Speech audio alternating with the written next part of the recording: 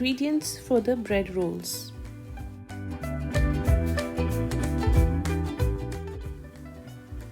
Active dry yeast, sugar,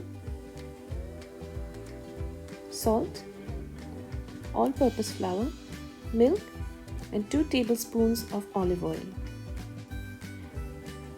Add yeast and sugar to a bowl, add the warm milk and mix well and set it aside for 15 minutes for the yeast to bloom.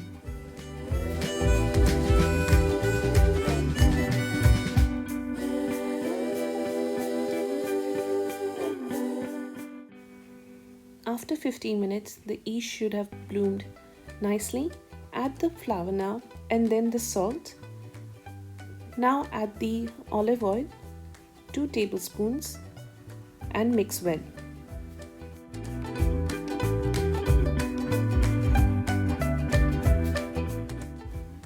Combine the ingredients well to make a soft, pliable dough.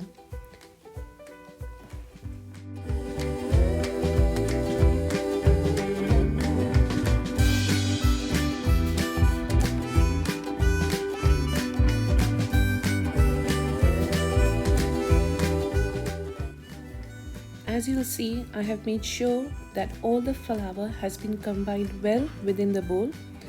After doing this, I have transferred the dough onto a clean surface to start the kneading process.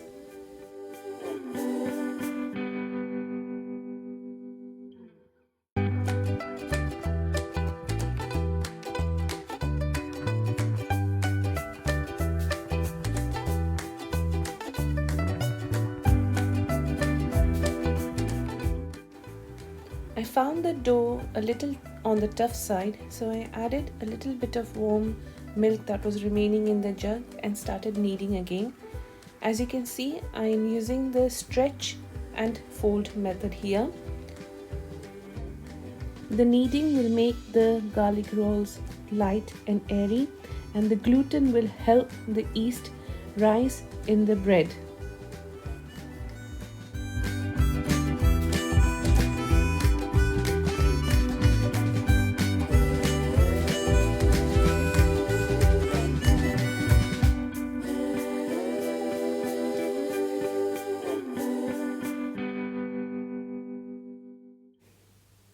I'm stretching the dough and bringing it back and folding it and stretching it again.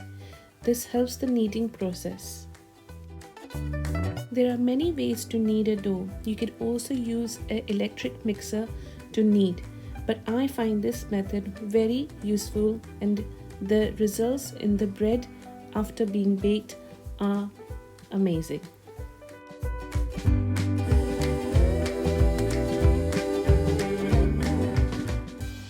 This is known as the fold and tuck method.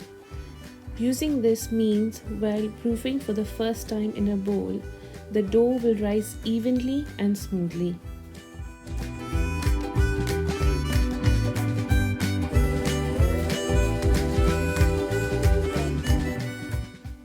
Grease a large bowl with some olive oil, add the kneaded dough and cover it and let it rest in a warm place for 1 hour.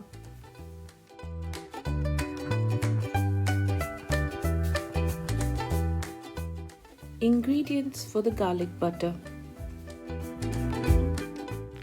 While the dough is resting for the first proof, chop 2 tablespoons of coriander and 1 tablespoon of garlic chopped. Mix, add some garlic salt, some salt and pepper to taste, and some mixed herbs.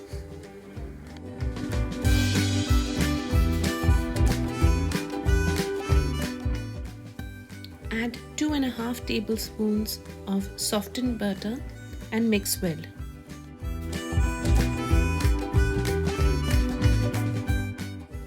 After about an hour, you can see that the dough has doubled in size. Place it on a clean surface and divide in 2 parts. Place 1/2 away in a bowl and cover. After the first proofing, The dough is now very nice, light and airy. Knead it once again like shown and form it into a round dough.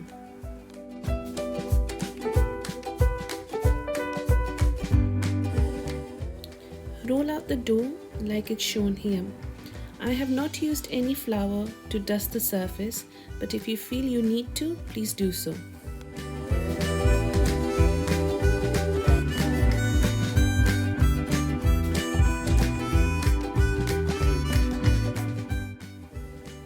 Add the garlic butter mixture and spread evenly.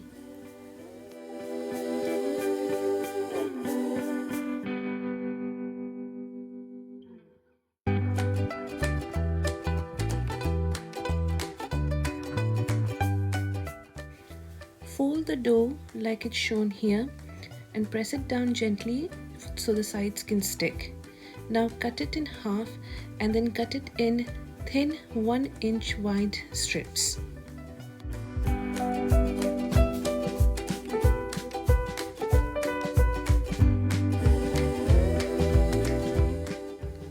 Lightly dust the surface with some flour and roll out the dough like shown here to make a swirl.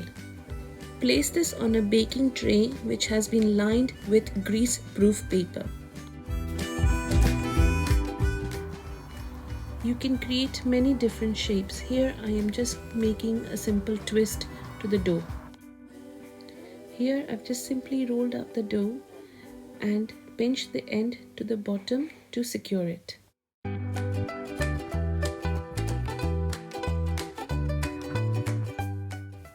Now take the second half of the dough and roll it out like shown here. After having it rolled out to 1/2 inch thickness, cut it out in strips like shown here. I have used a pizza cutter. Take one strip, fold it in half and roll it like shown here. Then just simply tie it in a knot.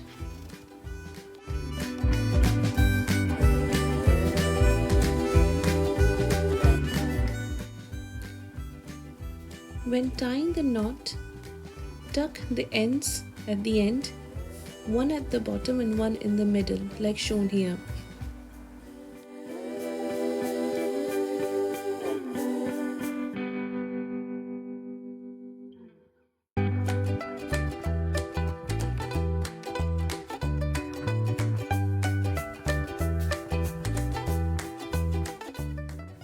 I had some dough left from the previous day.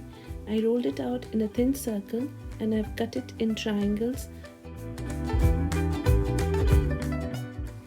To make the croissant shapes, roll out the triangle like shown here by simply stretching the longer sides of the shape and rolling it and then pinching the ends to secure it.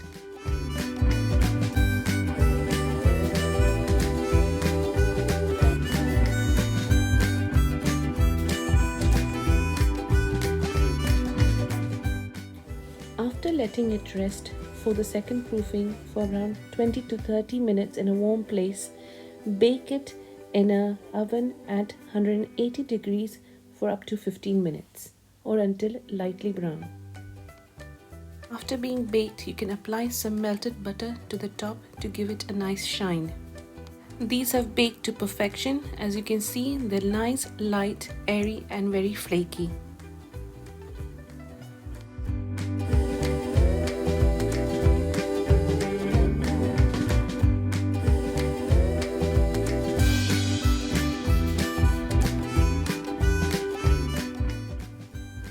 You can try and make many different shapes. These are great as party snacks or for a quick afternoon tea. Thank you for watching our videos. Please like, share and comment on our videos and don't forget to subscribe to the channel. Thank you.